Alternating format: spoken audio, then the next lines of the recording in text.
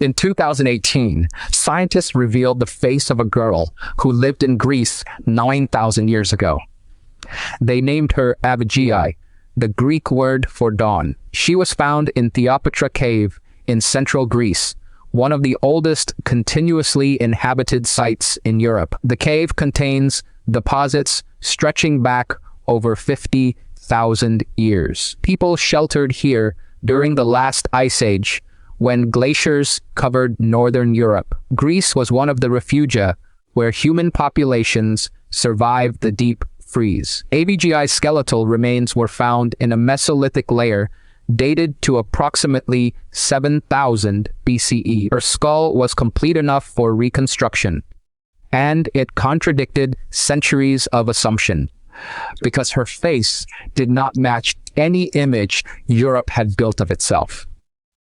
The cranial morphology showed a wider mandible, a more prominent brow ridge, and a broader nasal aperture. She looked more like Mesolithic Britons than modern Athenians. And when they rebuilt her face, it looked nothing like modern Greece. The reconstruction was unveiled at the Acropolis Museum in Athens. Dark skin, wide nose, prominent cheekbones, a jaw structure completely unlike Mediterranean populations today. The reconstruction was led by Oscar Nilsson, one of the most respected forensic sculptors in the world. The gap between what she looked like and what people imagine ancient Greeks looked like is enormous. But the reconstruction was not a guess. It was built from bones and DNA. Nilsson used computed tomography scans to map the skull's exact geometry. Every measurement was taken from the bone, tissue depth markers placed at 33 anatomical landmarks. The skin color came from genetic analysis. The genes responsible for light skin in modern Europeans were not yet present in her genome. SLC24, a 5, and SLC45, a 2. The two genes most responsible for European skin lightening, both were absent. Avgi carried the ancestral variants.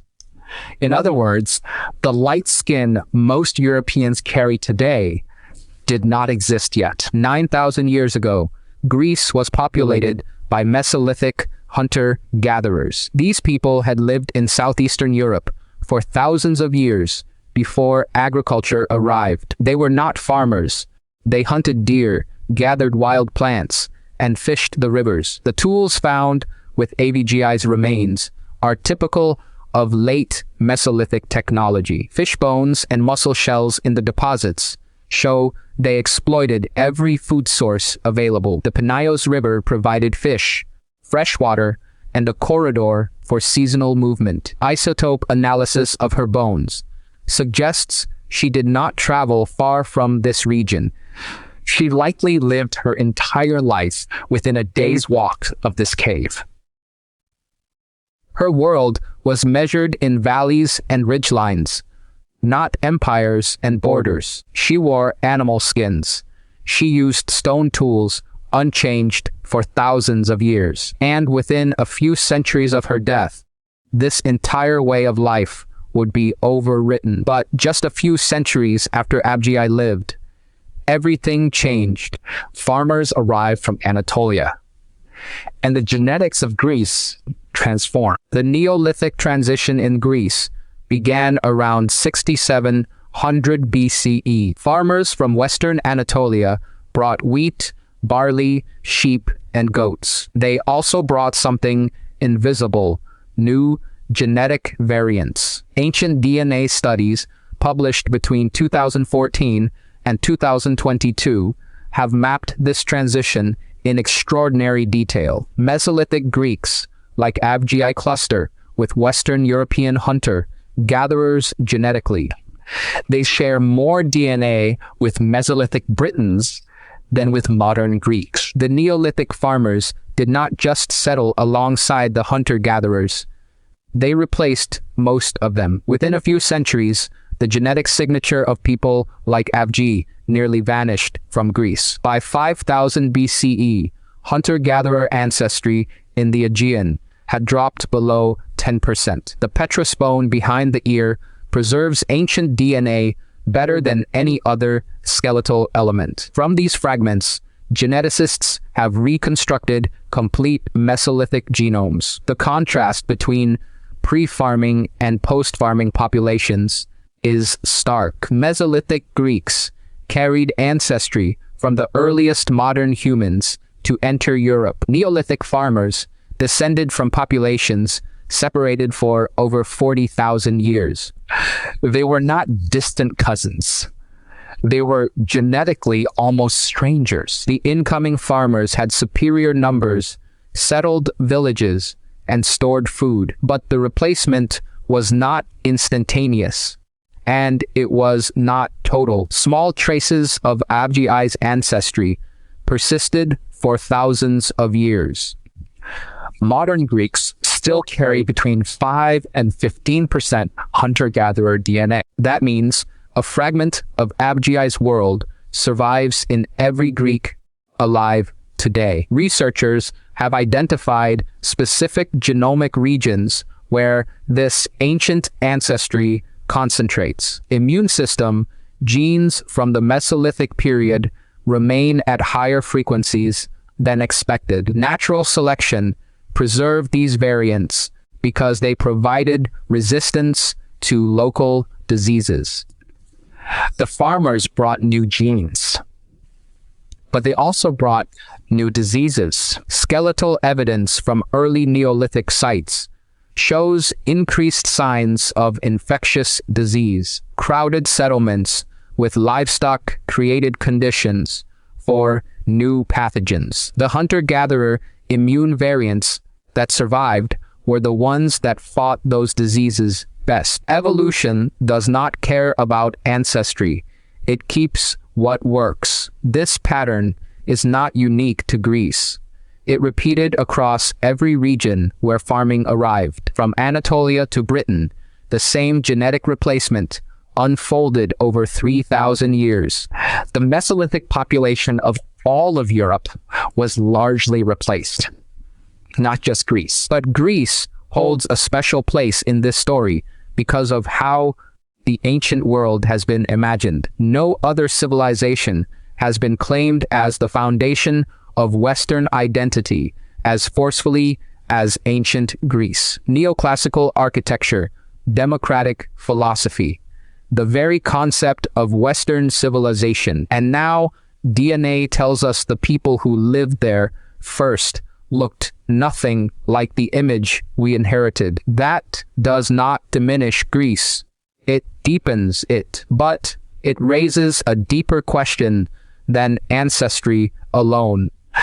When did Europeans start looking European? The classical image of Greece is marble white, pale skin, narrow features, light eyes. That image has been projected backward across millennia as though it were timeless. For 200 years, scholars assumed ancient Greeks looked like the marble statues they left behind. But even the statues were not originally white. They were painted in vivid colors. The whiteness of classical statues is the result of paint wearing off over millennia. We built an entire racial mythology on weathered paint.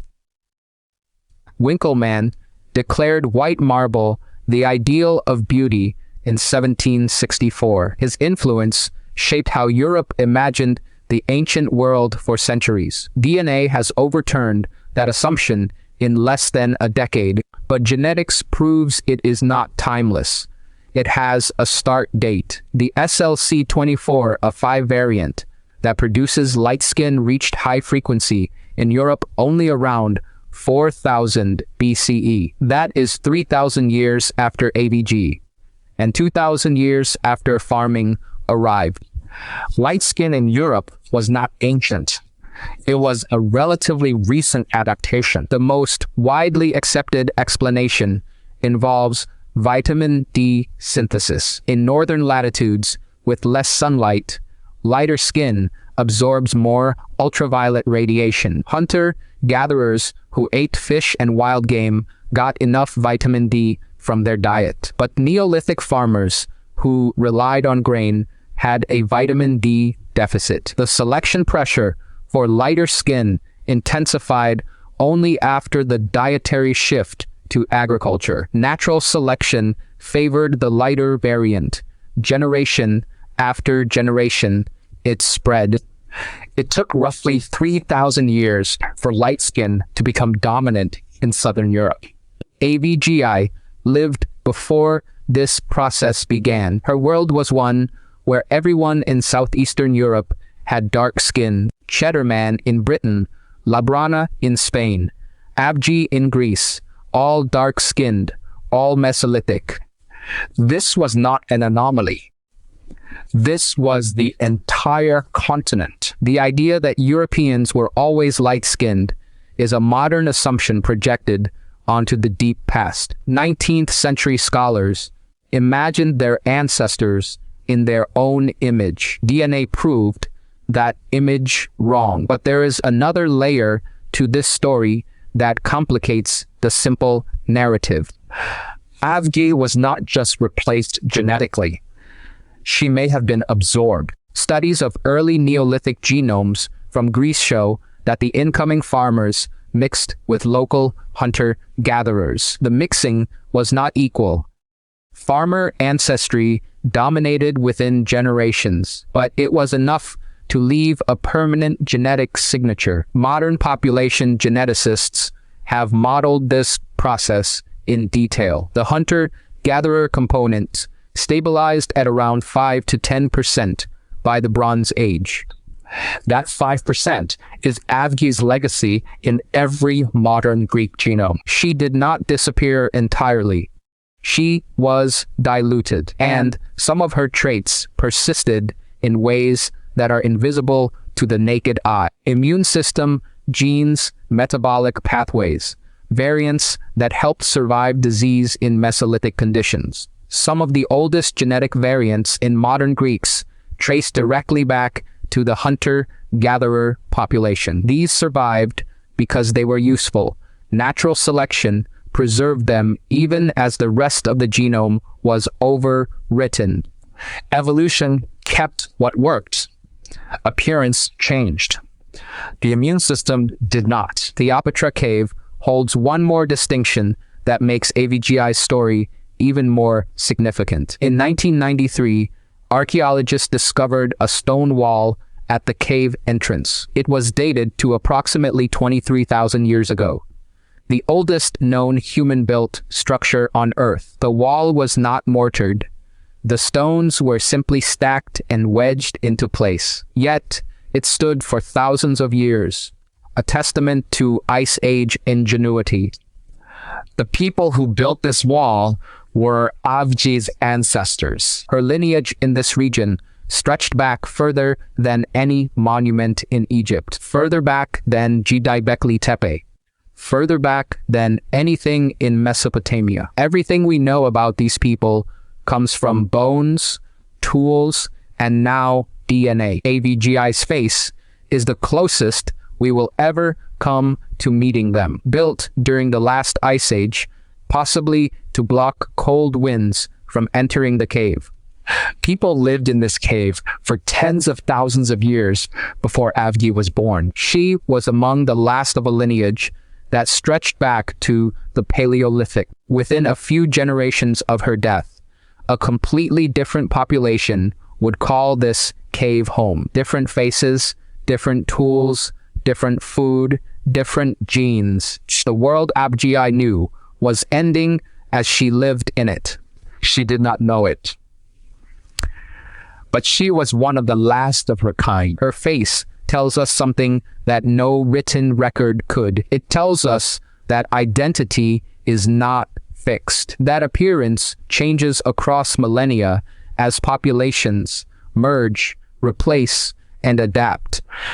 The Greeks of Homer's era would not have recognized Avgi as one of their own, but her DNA is still there in every Greek who walks past the Parthenon today. 5% of their genome belongs to her world, to the Mesolithic, to dawn. 9,000 years of migration, replacement, and adaptation separate AVG from modern Greece, but the DNA proves she was here first, and some part of her never left. If you want to see what happens when the same technique reveals a face that rewrites an entire national origin story, watch the next episode, because not every reconstruction confirms what a country wants to believe about itself.